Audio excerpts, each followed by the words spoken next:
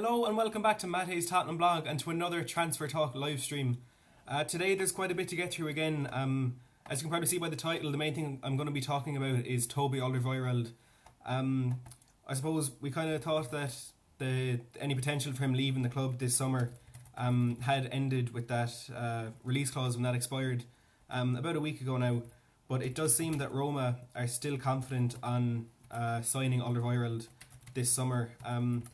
As I said, it has come as a bit of a shock, but personally I don't think it is a deal that will go through, so I'm going to talk a bit more about that later in the video. And also I'm going to discuss Giovani Lo Celso, Pochettino after another interview / press conference last night. And I'm also going to be taking your questions about transfers and the match last night and kind of what's going to be going ahead into the season. So as I've said now before, I'm going to be doing a giveaway when I get to 1,000 subscribers. And at the moment, I'm at 990. I'm really close to getting there, and it was my goal to hit it before the season. And it looks now like I might actually do that. I'm also running a Facebook group at the moment. I leave a link in the description when this video is published afterwards. You can go and join that. And I'm also going to be doing a fantasy football league for the season ahead.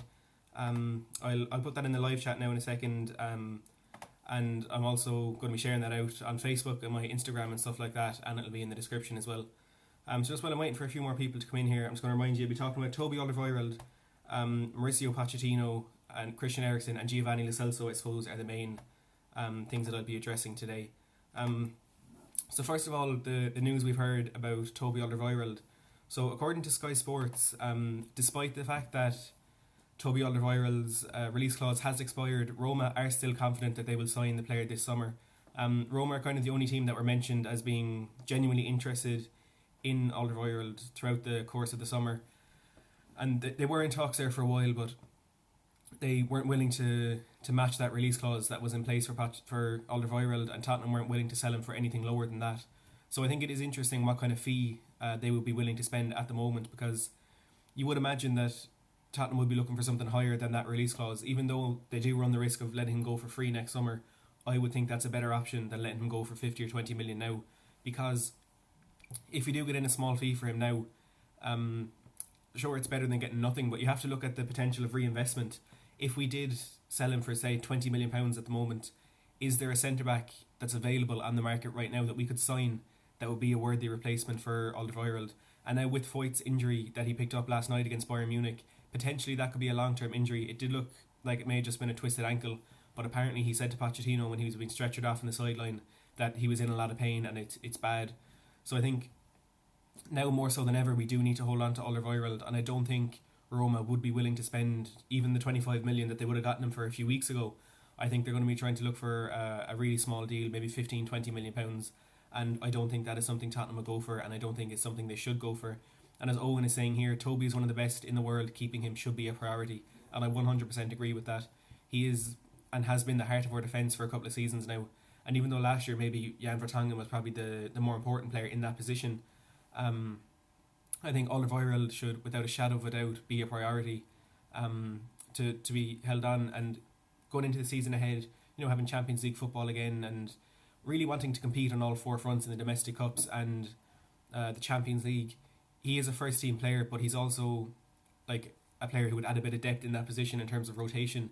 The more players we have, the more we can rotate, the more we can, I suppose, keep players fresh and stuff like that. So regardless of his quality, I think it is important to keep every single player we do have in that position at the moment, because in defence there isn't much depth. I mean, you look at the likes of Alderweireld, Sanchez and Vertonghen will be our best three centre-backs, and you have maybe Eric Dyer could play in there, and Juan Foyt, even though he's injured now, when he is fit he can play in the centre-back role, but it looks like Pochettino sees him in the right back role going forward. So personally I think we absolutely need to hold on to the centre backs that we have, and just the fact that he is so good kind of adds to that at the moment. Owen is saying, if any team was that interested, why did no one pay the release clause? 25 million is a steal. There must be underlying factors deterring people to do the deal. And this is something I've discussed earlier in the window as well. When a team is going to go in for Alderweireld, they're not going to bother going into negotiations, especially with Daniel Levy, unless they are sure that Alderweireld is interested in that move. And we all know that Alderweireld does want to finish his career at Ajax. So perhaps at 30 years of age now, making a move could kind of push any move to Ajax further back, and he might be 33 or 34 before he does eventually get that move. So for him, he might just be holding out for that move to Ajax next summer. So maybe he's not interested in the move away, and that's something that is putting teams off. But maybe now there is something that Roma have heard, or they've been told, that Alderweireld may potentially be interested in the move there. Obviously, it could be a short-term deal. It could be another 4 or 5 year contract. No one knows. But I think is definitely underlying factors, as Owen says, that are putting teams off this move at the moment.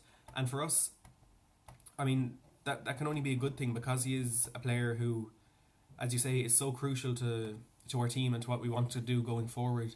And just because he is such a good player, I think it's the best thing that could possibly happen, that instead of him kind of offering himself to other teams or making it publicly known that he is interested in a move away from the club this summer, it is definitely the best thing for us that he has made it known perhaps that he doesn't want to leave Tottenham.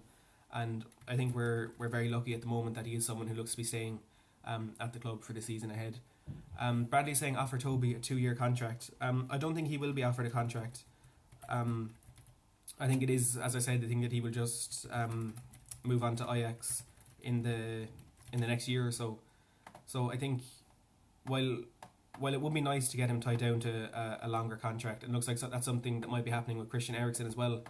I don't think it is something that will happen. I think it's just a matter of time before he moves on to Ajax. And I mean, sure, we'd rather keep him and we'd rather get a bit of money in for him, but it doesn't look like it's going to happen at the moment, and I think it's just something that we have to accept. So while Roma are still confident in getting this deal done, I personally don't think it will happen. Now, a lot of people were very critical of Christian Eriksen's performance last night. People are saying he seemed disinterested, he was his lazy self, which I suppose you do have to remember, he wasn't just lazy last night, that is kind of the way he plays. So I wouldn't be worried looking at that performance last night specifically, but that just seems to be his style of play. He's a very relaxed person, and that penalty was something that especially annoyed people. It was really kind of laid back, nonchalant penalty. He just hit it down the middle, and if the keeper had dived either way, people would say, oh yeah, good penalty, I mean, you got the job done.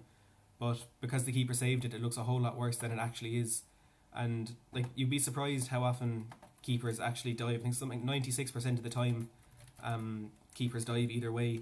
So it was just a bit unfortunate for him that just that one time the keeper did actually stay there. And I mean, let's not turn on him now because of those comments he made. I mean, like, it's never nice to hear a player that he wants openly say that he wants to leave the club like that.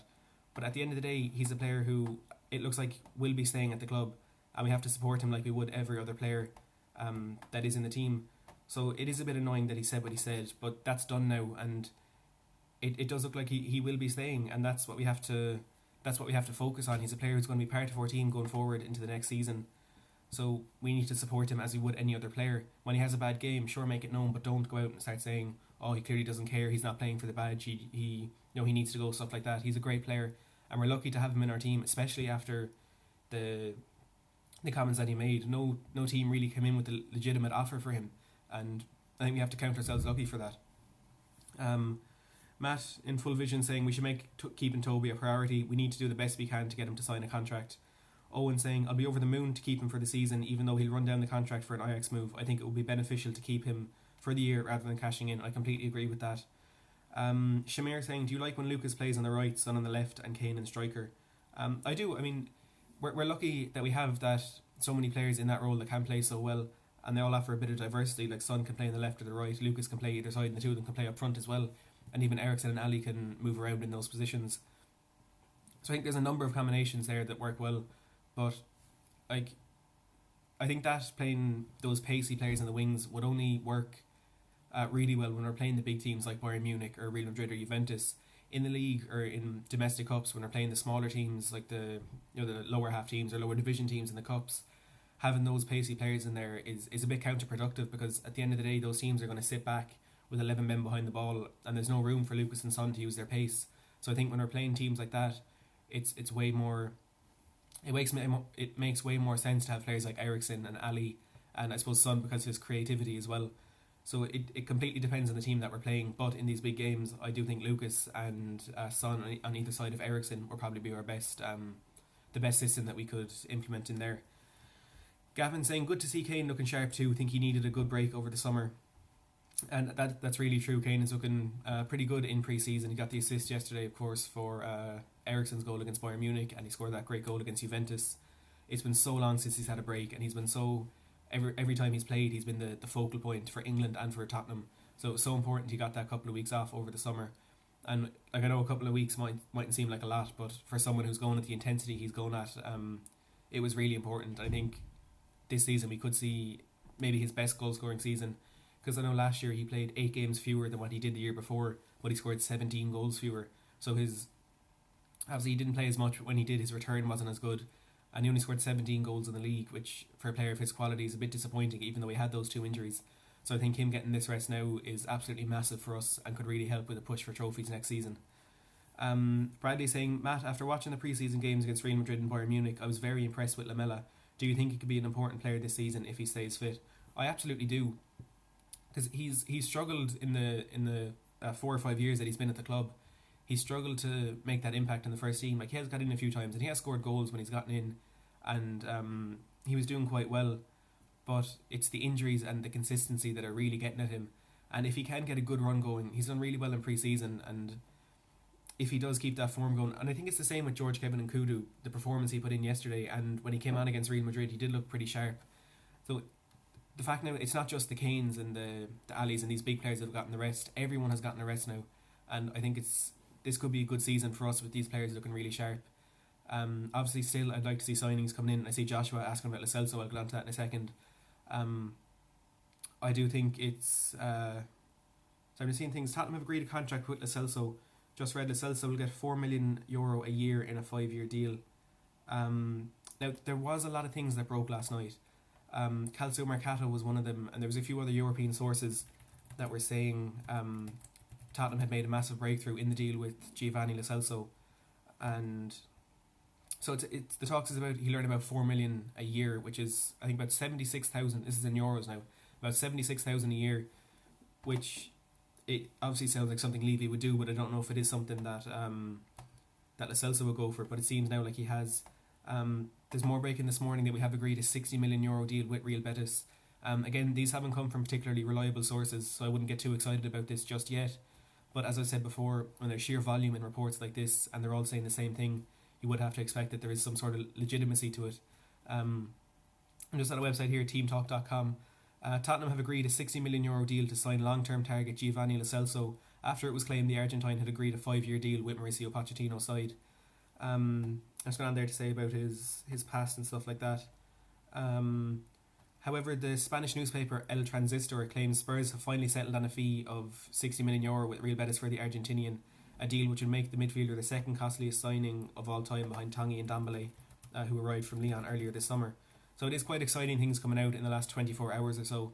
And I think we do also have to remember that Pochettino looked a lot calmer and a lot happier after the game last night. He was even saying about the comments he made after Real Madrid. He was trying to play them down and saying it was just him getting a bit frustrated about the questions coming in. And rather than him being upset at Levy, what he said about his job role perhaps needing a name change and the way he was getting frustrated, it could have been him saying to the press, he was getting frustrated at them and saying, maybe I have to change my role so you'll stop talking about this. It might have been him getting angry at Levy, but it certainly could have been as well. So those comments it's really hard to interpret what he actually meant from that, but it looks now like maybe this Lo Celso deal is a lot closer than we thought it might be, and that we could actually see him in a Tottenham jersey before the end of the week. There's some claims that he will. I think he's in Spain at the moment. He returned to Betis after his holiday following the Copa America, and that's when we kind of saw that post from him, the Instagram story saying thank you to one of the coaches there. He then returned to Argentina and seemed to have a big meet up with his family, and there was an Instagram post with a bit of a cryptic caption saying, some weird saying, can't remember exactly what it was, but it looks now like he has returned to Spain, and he was actually training with Real Betis yesterday. He didn't refuse to train at all, but the fact that he was training, it may be a thing to play down the rumours about this deal, or it could just be factually that he isn't as close to signing as some people might think. But yesterday he was in Spain, There are reports that he will have a medical with Tottenham tomorrow or Saturday, and then sign over the weekend. But again, there's been nothing from like the likes of Football.London or Sky sources, so I don't know how much to believe that really. Now, a few things coming in here. Joshua saying, Matt, what 3 players would you play behind Kane out of Lo Celso, Dele, Ericsson, Son, Lamela, Lucas? Again, it depends on the team that we're playing. If we're playing one of the big teams, they obviously wouldn't be a team who would sit back and wait for it to counter-attack on us. But if we're playing a team like City or Liverpool, or even maybe the rest of United, Chelsea, Arsenal, if they come out and play against us, I think we should have that extra bit of pace on the wings with the likes of Lucas, Son, and potentially Lamela and Nkudu if we're judging by what we've seen in pre-season. So I think for the big teams, pace is without a shadow of a doubt what we should go for. But playing against those smaller teams, perhaps creativity should be the priority with Ericsson, hopefully Lo Celso and Dele Alli playing in behind the strikers there. Owen saying, honestly by now if we do sign anyone else it would be on deadline day. We know what Levy's like and grinding down the prices. I don't think it'll be deadline day, but I mean it's close enough to it now to be getting a bit worried and to say he's taking a bit long to get these deals done. But I think it's reassuring. Well, it doesn't seem reassuring. I think it is that the comments Betis have made in the last few days, they've criticised Daniel Levy over his negotiation tactics, saying he's trying to take advantage of the situation Betis are in that they need to sell, and they're in a bit of financial difficulty having missed out in European football. So I think the fact that they are making those comments obviously shows to us that they are still in talks. The negotiations are ongoing, but they may not be as close as we want them to be. And the closer we get to the end of the window, as much as Levy, we can criticise Levy for trying too hard to bring down the prices, the closer we get to the end of the window, the further down the price is going to go, because Betis need to sell. They're not in a position now where they can hold on to Lo Celso because they have signed what seems to be a replacement in Nabil Fekir. And as I mentioned there, the financial difficulties they find themselves in, I think that the further we go, they will actually have to drop the price. And Levy at the end of the day could get what he wants, but for Pochettino and for the fans and for the players in there, it would have been better to get Lo Celso in as quickly as possible. But if Levy saves 10, 15, 20 million, I don't think we can be too critical on that, looking back at the whole thing. Spurs 13 saying, but do you think we should be focusing more on a right back? Without a shadow of a doubt, I've said this from day one, we needed to sign a right back, and this is before Kieran Trippier left. He was poor last season, and I don't think he was ever going to be the player that would be a long-term choice for us in right back. Obviously now going into the season, we're playing Villa in 9 days. Aurier, he's out injured. He injured his arm or his hand on international duty, and now Foyth picked up a pretty nasty looking injury last night. So at the moment it does look like Kyle Walker-Peters will be our starting right back, and I think that's a bit worrying at the moment, because he's a good player and he has a lot of potential, but I don't think he is the man who is a suitable first team choice for us, because he's inexperienced mainly. He doesn't have the grit, I suppose, what it takes to be a player in that system that can be the first team choice. He has a lot of the qualities that we need in that, and he has the pace, he has the ability in those attacking areas. I mean, against Bournemouth last season, he got 3 assists in the first half, which is a record for a defender. So I think definitely he is someone who could be there, who could be in that position long term. But as I've said before, I do think he needs to be loaned out a bit, or he needs to get a bit more game time with one of the youth teams or the reserves or something like that. So I think now with these injuries to Foyth and Kyle Walker-Peters, I do absolutely feel that at this moment right back should be our priority, as well as getting that Lo Celso deal in. So, like as you say, right back should be our priority, but it just doesn't look like that's something the club want to do. We heard last week or the week before from Sky Sports that Tottenham are no longer looking into signing a right back. There were a few players I'd identify, like Hiraki Sakai from Marseille and Atal from Nice, who had been identified as potential signings towards the end of the window if they didn't find a more suitable option. But both those deals now seem to have been thrown out the window, and it's not something Tottenham want to do. And it'll be interesting what this injury to Foyth does to that transfer strategy, and if we will see a right back coming in before the end of the window. But I'm sure that depends on the severity of Foyth's injury. Gavin saying, I think Giovani Lo Celso is more when as opposed to if. The question is if we can do any business beyond that. Do you think Poch will change his mind regarding the right back position after the injury to Foyth?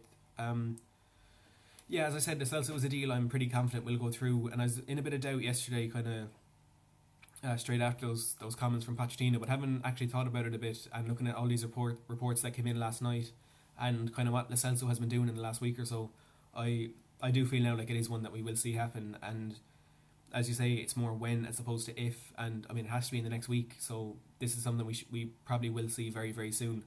Do you think Poch will change his mind regarding the right back position? I think Poch will, but I don't know if Levy will, and that's kind of the story, the window at the moment, I suppose.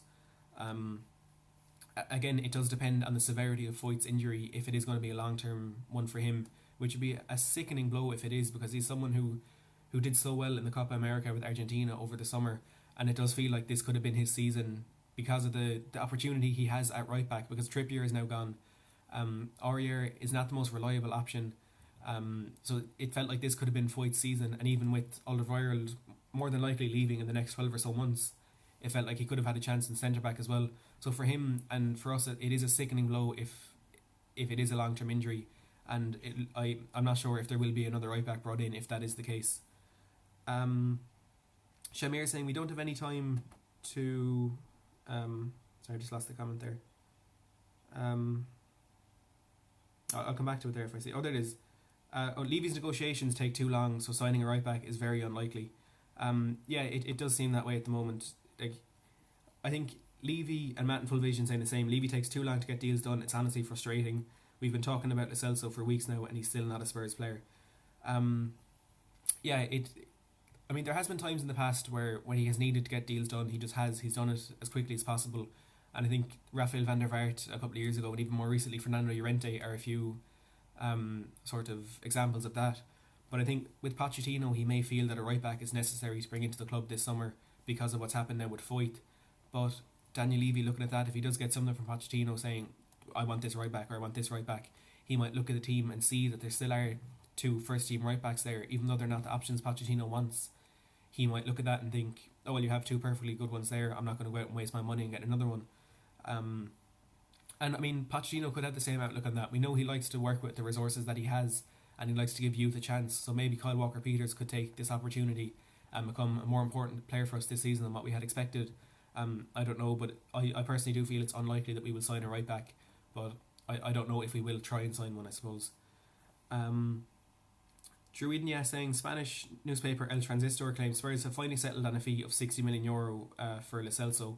That's something I was speaking about as well. There was so many reports over the last 12 to 24 hours claiming that we have now agreed a deal with Real Betis to sign Giovani Lo Celso. It's believed to be in the region of €60 million, and he's signing a 5-year deal worth €4 million a year, which is just under £80,000 a week. None of them have come from particularly reliable sources, but because there are so many reports coming from so many different outlets in so many different countries, I am taking a bit of notice, and I think this is something we could hear from Sky Sports over the next day or so. Bradley saying, why is Levy standing still on transfers? This is the perfect opportunity to catch up with the top two with them not buying players, but yet again Levy's let us down with transfers. I agree, this was a really good chance for us this window to make that step up and potentially compete with the likes of City and Liverpool next season. But Levy and Pochettino, they don't want to buy players for the sake of it. They want to buy players that will improve our team. And I've said this a lot now, that is our transfer strategy. But when you look at our squad, when you look at our best starting 11, there's only one real position that you can identify as one that absolutely needs to be improved, and that's the right back position. And that seems to be the one position they're extremely reluctant to buy in. Even though there are 3 players there are none that kind of match the quality of the rest of the team. There are none that would be maybe the ideal solutions in the style that we play. We just don't seem to have the best options there at the moment. So while I do agree with the transfer strategy to some extent, that we shouldn't just go out and spend 200, 300, 400 million pounds and bring in any player that we can, I do feel like there should have been more business done this summer, and I don't think there will be enough come the end of the window to, I suppose, legitimately claim that we might reach City and Liverpool's level this window, because as you say, they haven't really strengthened. All that's happened is Manchester City is they brought in Rodri for about £62 million, but they've lost company, and apparently what Pep Guardiola wants to do now is Fernandinho, he's 34 now, he's ageing, he wants to shift him back into centre back and play Rodri in that centre defensive midfield role. So when you look at that, you have to admit that bringing in Rodri for company, it's a better player they've brought in. But because of the system they're doing now, Fernandinho over company in defence is weaker, and Rodri over Fernandinho in the midfield is weaker. So I think City they definitely haven't strengthened this summer, but if anything, they have slightly weakened because of the way they're going to be playing their players. And Liverpool haven't made any major signings at all. I mean, they've signed a few young players, but that's not going to help them push for the league or domestic trophies. So I feel like this was a good chance to catch up to them, even though they are so far ahead of us at the moment. If we made 4 or 5 really good signings, we could have maybe claimed that we might be up there with them this season. But I do think it is an opportunity that has been missed. Chad saying, Arsenal are now showing much more promise now. This was our chance to genuinely push well past them and we're blowing it. Arsenal are signing some good players. There's no denying that. They brought in Dani Ceballos. It is only a season-long loan, but for this season, he will add a lot of quality to their midfield. And it looks now that they're going to be bringing in Nicolas Pepe for about £70 million from Lille in the French league. So while they are bringing in a lot of players, and while they do have so much quality in that attacking third, I keep coming back to it. Their defence is so poor at the moment, and they don't seem to be strengthening that at all. If anything, it's getting weaker with the potential departure of Lauren Koscielny. So I don't think Arsenal are a team we have to worry about this season, because they will score a lot of goals, but they're also going to concede a lot, and it's the big games against the top 6 that they will miss out on picking up points, because they are, they're going to be just conceding so many goals. When they come up against quality attacks, they're going to concede too many goals, and they're just not going to be able to outscore their opponents, I suppose. Gavin saying, Tanganga looked fantastic throughout pre-season. I hope we can give him some game time in the Cups this season, or loan to a decent championship team. And this is actually something I wanted to talk about as well. Jaffa Tanganga has been absolutely exceptional in our pre-season tour. Against Juventus, against Real Madrid, and against Bayern Munich last night, he was absolutely unbelievable. And it's not like he's been coming up against reserve players. Against Juventus, he was up against Cristiano Ronaldo and Mario Mandzukic for that first half, and he kept them both at bay, and he made it look as though they weren't even on the pitch at times. Against Real Madrid, they rotated a bit, but it was still a really strong team that they played. They had the likes of Eden Hazard up there. They had that youngster Rodri. They had, I think Benzema and Mariano played for a while. And then last night against Bayern Munich, he played against Arp for the first 15 minutes of the game time. And then Lewandowski came on, Muller came on. And he never for 1 second looked out of his depth. And I saw a post on Twitter that I wholeheartedly agree with. If we had signed Jaffa Tanganga for 20 or 30 million pounds, and he'd been playing the way he was this pre-season, we would have been thinking we'd made a massive signing, and he's a massive player, and it's kind of the final piece of the jigsaw for us in that area of the pitch. And the realist saying, who needs Saliba when we have Tanganga? He is an absolutely exceptional player, and the fact that at such a young age, coming into the first team for the first time, he could do what he did against those teams. And also in that penalty shootout against Bayern Munich last night, he volunteered to go up and take a penalty, and he put it away so calmly and with such ease. He's a player who just doesn't seem fazed by anything at the moment, and it could be a really good opportunity for us getting him into the first team this season. And maybe even in the long term, he could be Alderweireld's replacement. Maybe we don't need to sign one. If we do get him in the team enough this year and get him enough first team experience, maybe next year, if Alderweireld does leave, Tanganga could be the player to step up. And it's also good that he's come through our system, so he's used to the style of play, and it's not something that we have to teach him. Pochettino made that very clear when he first came into the club. He wanted the teams every step of the way, from when they sign at 6 years of age up into the under-23s. He wants them all playing the exact same way as the first team, and that looks to be very beneficial for us at the moment now, because the amount of players that have come into this pre-season tour at such a young age, their first time in the first team, they've adapted to it so easily, and they've been absolutely exceptional. Like Tanganga, definitely our standout player in this pre-season tour. Troy Parrott not far behind them. Then you look at players like Harvey White and George Marsh, who were playing out of position in the fullback roles. They still did really well. And then players like Jack Rolls, who was the other midfielder that was in there? There's Jack Rolls and another midfielder there somewhere, and Anthony Georgiou. They've all done so well coming into this team, and it's because of what Pochettino has done in implementing the exact same style every step of the way of their development. And signings might not be as important over the next 3 or 4 years as we think they might be, because we've all these players coming through. Spurs 13 saying Tanganga deserves to have a chance in the Premier League. He's been an absolute rock at the back, which is completely true. Tanganga should be in the first team this season, and Nkudu should be given a chance.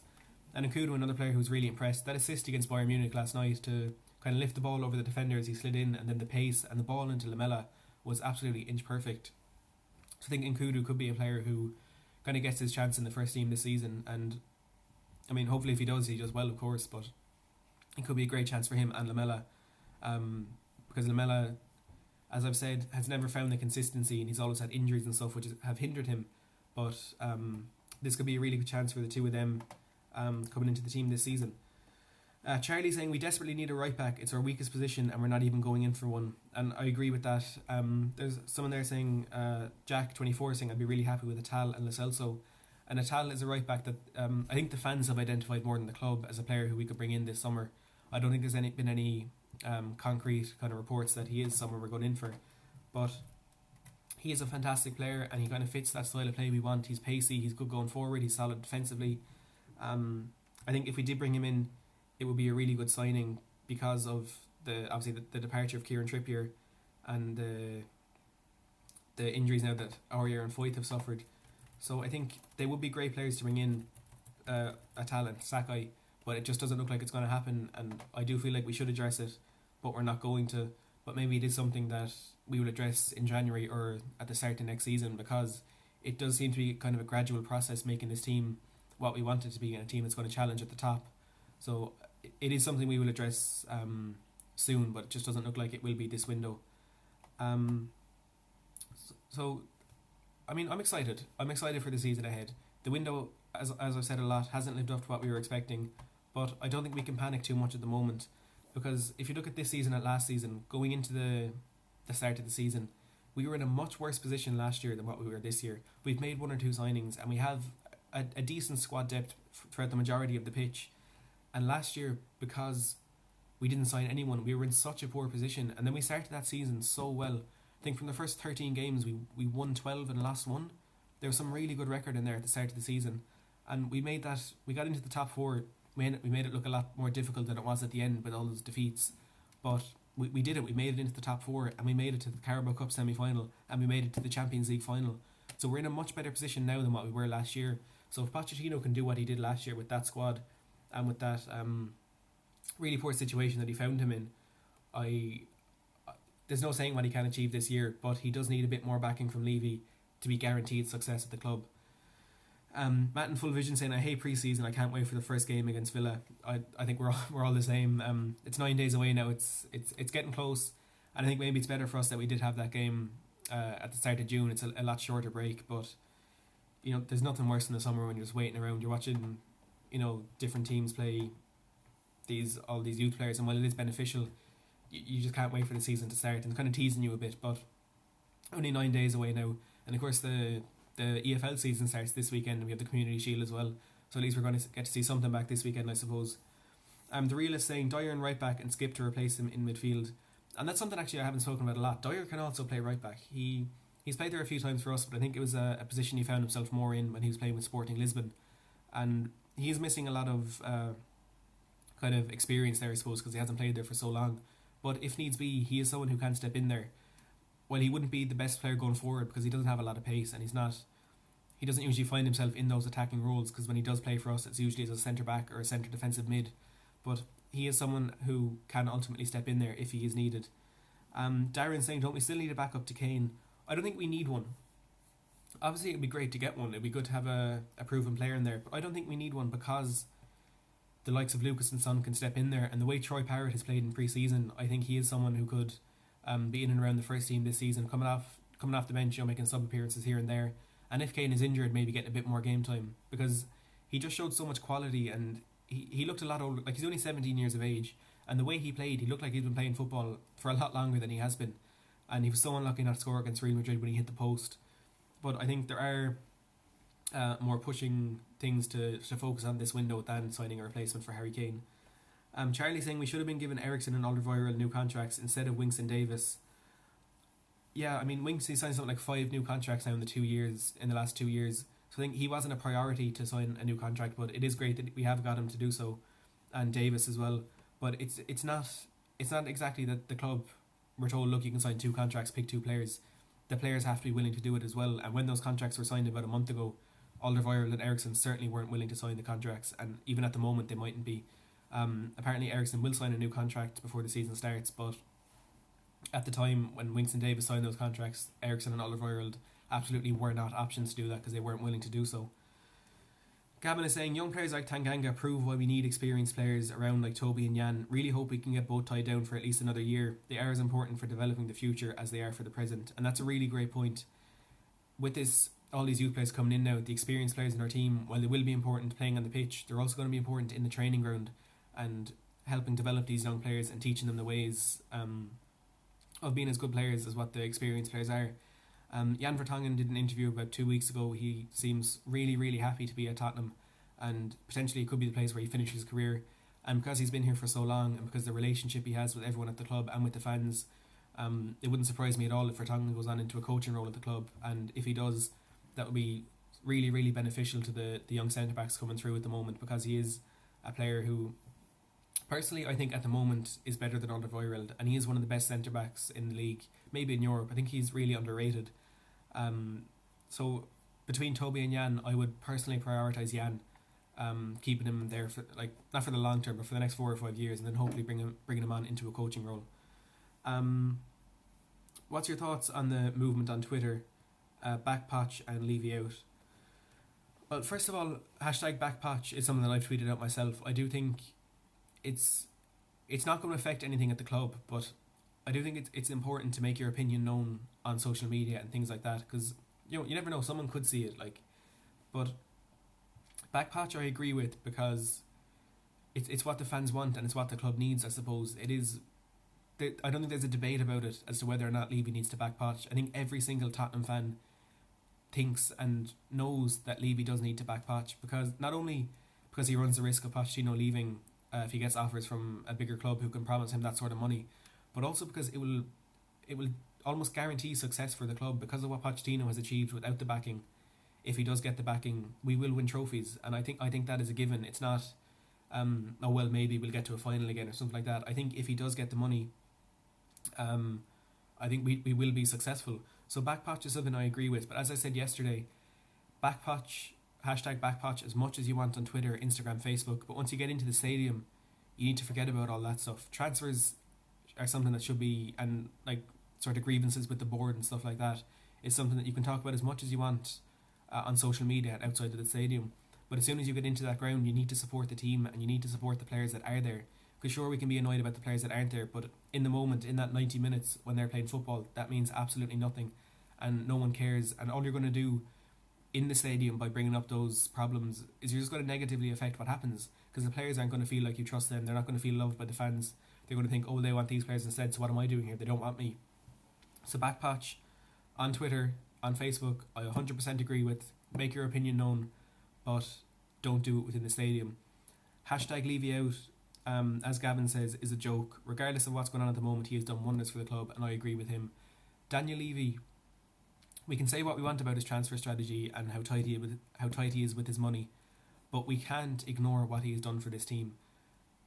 Like, even since he came into the club, when he took over, we were a mid-table team. We weren't really going anywhere. We were just kind of sitting there, happy to be there, I suppose. And it took a while, but he has now gotten the club to where we want to be. If you had said to a Tottenham fan 5 years ago, after Tim Sherwood was sacked, I know a few of us were disappointed, a few of us were happy with it, but when he was sacked, we brought in this manager from Southampton who couldn't speak English. He hadn't really done much. Sure, he got him to 7th place, their highest finish. He hadn't done much, but we weren't happy because Louis van Gaal and Frank de Boer were managers that we were linked to and that we wanted, and he brought in this manager we didn't really want. It was just seemed to be like it would be the same thing over and over again, like with Villas-Boas. We'd maybe get to a Europa League, get to the last 32, be knocked out, finish outside of European places next season, sack the manager. And we were absolutely furious when that appointment was made. And sure, there is an element of luck to it. Like, you can't...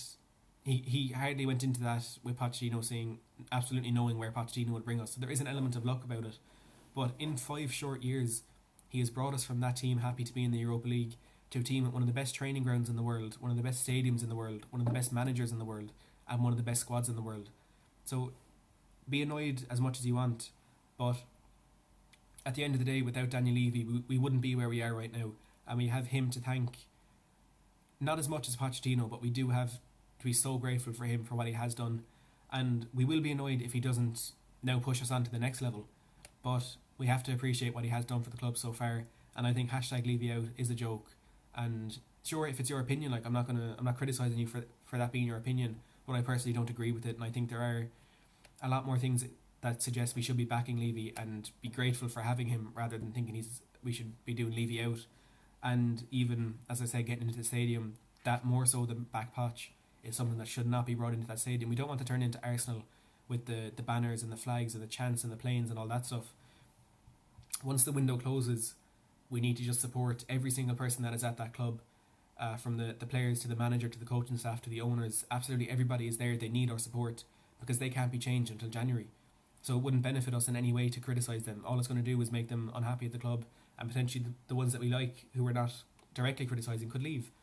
So I think we just need to support who's at the club right now, because that's what will spur a team on to do well. Bradley saying, if Poch was to leave, would you take Jose Mourinho as a replacement? He's a serial winner, always wins trophies. I would not take Mourinho. He does win trophies, but he's a short-term manager. He's a manager who will come in for a year, build a team, win a trophy in his second year, and it'll all just fall apart. Every single team Mourinho has been at, he's left a dressing room that's just broken. There's no togetherness there. The 2 times he's been at Chelsea, after he's left, there's had to be a major rebuild. There's been arguments and stuff within the team. There's been just a lot going on in the club that you don't want at your club. And the same at Manchester United. They're still trying to rebuild now, and he spends so much money for short-term success, and that's not something we want at Tottenham. We're building now. What we're doing is long-term. We're hoping to get to where we want to be within the next 5 years, and we want to stay there. We want to be the team that dominate English football, and with the way we're going at the moment, I don't think anyone can say that's not going to happen, but we also can't say it is going to happen.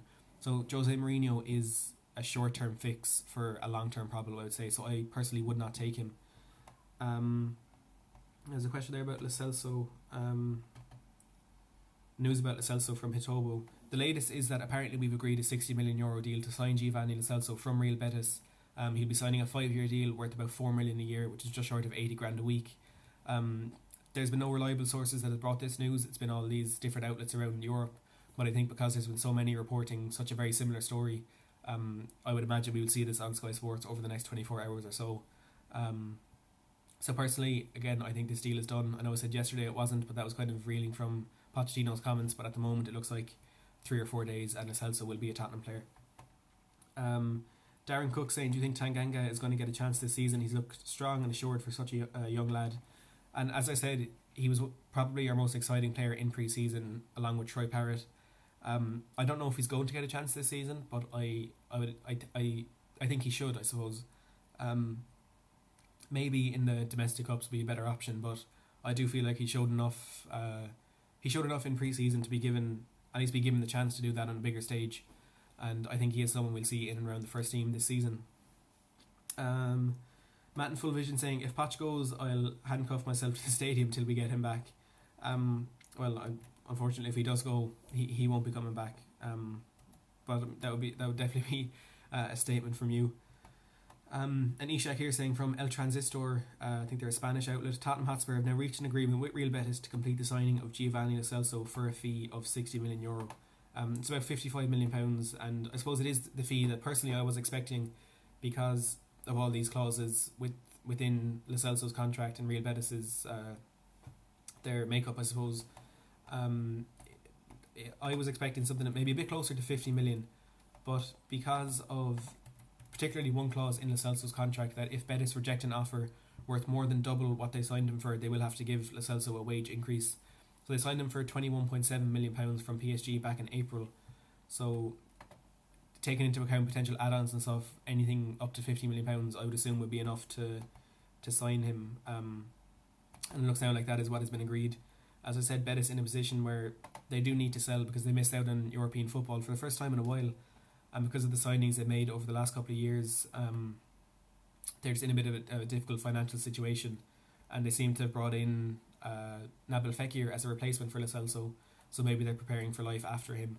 And the only other team who have apparently been interested are Napoli, but they quickly refuted that, so it looks like he will be joining us this summer. Gavin saying, I think as much of the blame lies with Poch as much as Levy. It goes without saying that Poch likes a very particular type of player. When you narrow that down with Levy's financial considerations, I can imagine it's very tough to get a deal over the line.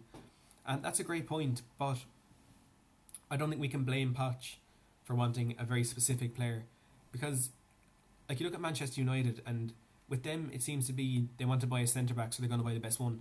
They want to buy a midfielder, so they're going to buy the best one. They're not they're not getting the one that fits what Solskjaer wants the most. Or maybe it's different with Solskjaer, but in the past, since Ferguson left, they didn't buy a player that suits what's going on at the club. They bought the best one or the biggest statement one. And I think it's better for us that Pochettino he's so determined to find that exact player, that perfect player to come into the team.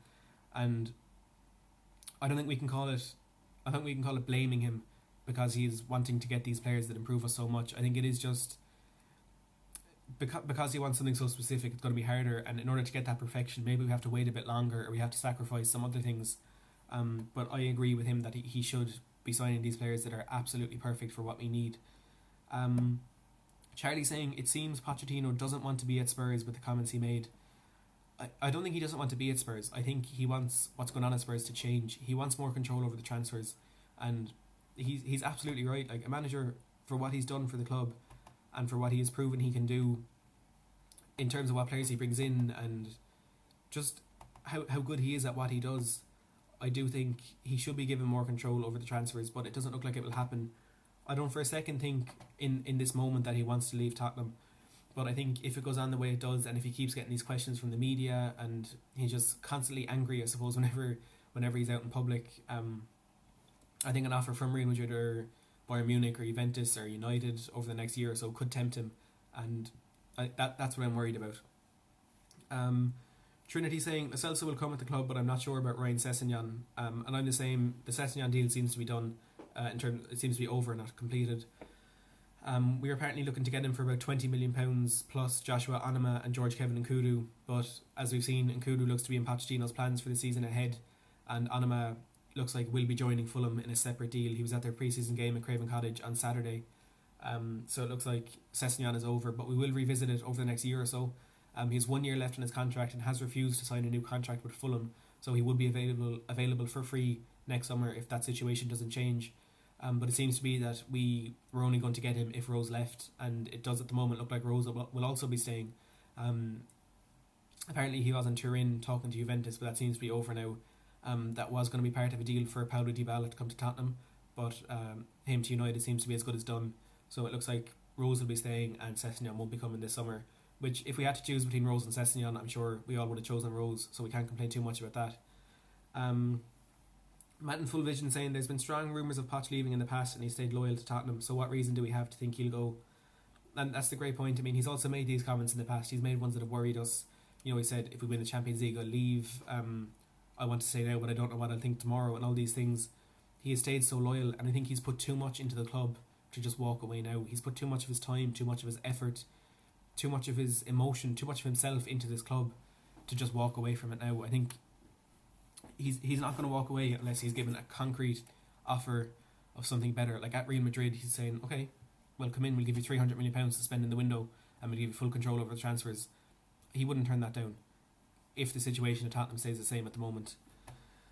So looking ahead now to the game against Inter Milan on Sunday, I think it's one that we're going to try and win. It's a pre-season game, but it's the first one at the new stadium, and it's getting back into the new stadium ahead of our first game, ahead of our first season at the stadium. So I think it is one that they're going to go all out to try and win, especially 6 days before the season starts. I imagine we're going to see a really strong team. Of course, Ndombele didn't feature against Bayern Munich last night, so I think he could potentially play 90 minutes on Sunday. I don't think there's going to be as much emphasis put on youth going into this game because, I mean, they've had enough of game time over the summer. They've proved themselves, but I think now it seems to be getting that first team back together, have one more go before we go into the season. And Spurs 13 saying first time we'll see Ndombele in the new stadium. And I think that's going to be a pretty magical moment. He's someone who said the stadium was a key part of his decision to move to Tottenham, and he's the record transfer, and at the moment the only transfer coming into our team this season. So it's going to be a great moment watching him walk out in the white of Tottenham at the new stadium for the first time. And of course he's the first new signing at the stadium, not just his first time. He's the first new player that we've brought into the club who's going to be stepping out onto that pitch, and it's a big statement, I suppose. He's a record signing as well, and it's going to be a great moment. But we need to focus more on the game. I think we'll win because Inter are in a bit of a difficult situation at the moment. They haven't gotten their transfer targets they were looking for. I know they've strengthened a lot over the last 18 to 24 months, but with Antonio Conte coming in now, there's a different style of play going on there, and I just think we will have too much for them on Sunday. Gavin saying first trip to the new stadium on Sunday. Really looking forward to it. I'm a bit jealous that I have been to the stadium. I haven't been in there for any games, but I went to the Dortmund home tie in Wembley last February, and it's the Leicester game before that as well. And I got to go to the stadium a few times, and even just being outside it, just standing beside it, knowing, I suppose, what it represents and what it actually was. It was a really impressive stadium, obviously, but it was a really great moment for me to be there. But I haven't been in there yet, and I'm looking forward to my first time. Unfortunately, I don't think it will be very soon, but I'm looking forward to it. Spurs 13 saying maybe we will see Lo Celso in the new stadium as well, and we could. And if we do, I'll be pretty happy, and I wouldn't rule it out just yet. It looks like transfers are going to be picking up over the next week. They have to pick up over the next week, and maybe Lo Celso could be joined in time to play Inter Milan on Sunday, and if not, Aston Villa on Saturday. So put into the live chat now what you think the team is going to be, or what players you think might stand out, and put in as well your score prediction. So for me, I'll go for a 3-1 win. I think we're just going to have too much for them, and it's going to be a great moment for the players. It's kind of the first game in that new stadium ahead of our first full season, so I think the moment is going to be enough to push them on and getting those the victories. Jay Spurs saying, what does the M represent in new stadium outside it? I think the M is like a VIP lounge there or something. I'm not too sure now, but I think it's just the name of a restaurant or something in the VIP lounge. Jay Spurs saying 3-0 and Kudu hat-trick. Unlikely, but I mean, we take it. Matt in Full Vision saying, I'm going on Sunday. We are Tottenham, so the new refurbished Bill Nick pub should be open, so I might stop in there before the game. Yeah, I think that is open for the game on Sunday. It's been rebranded. It has a different name. I think it's like the Bank Pub or something. But yeah, it is there, and I'm sure there'll be a great atmosphere there ahead of the game at the new stadium. Gavin Nair saying 4-1 Tottenham. Yeah, it seems we all seem to think we'll win. The Aura Guardian saying 2-0, Spurs 13, 2-0 Tottenham, Harry Kane and Son. So look, we seem to be pretty confident about this. Matt in Full Vision 3-1 Spurs, I reckon. Gavin saying Kane will get a few. And I'm really looking forward now to this game on Sunday. It's kicking off at 6 minutes past 3 apparently, which is a very weird a weird time to kick it off, but it's a game of football and the kick-off time isn't going to change that. And I'm really looking forward now to seeing this first full season back at the new stadium.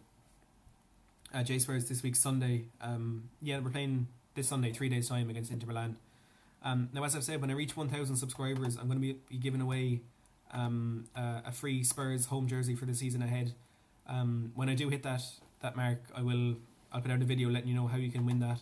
I think I might hit it today, or if not, early tomorrow. I started the stream at about 989, and we're up at 992 at the moment. So if you haven't already subscribed to my channel, I do these live streams a lot, and I think they're great getting your opinions on board, so it's not me just talking to you through a camera. It's something where we can all kind of get involved, and I think it's just better. It is more of a representation of what the fan base thinks rather than just one person talking to you through the camera. I also do transfer talk videos and match reviews and things like that, so if you haven't already subscribed, if you are liking this video, hit the like button now and do subscribe as well. I'm also going to be running a Facebook group. I'll leave a link in the description to that. And I'm also doing a fantasy football league for Tottenham fans for the season ahead. The code is 8MTEKC. I'll leave that in the description as well. So as I said, if you want more like this, please subscribe to my channel and share out my videos if you do think other people would enjoy them. That's all I have for the live stream today. Thanks for watching.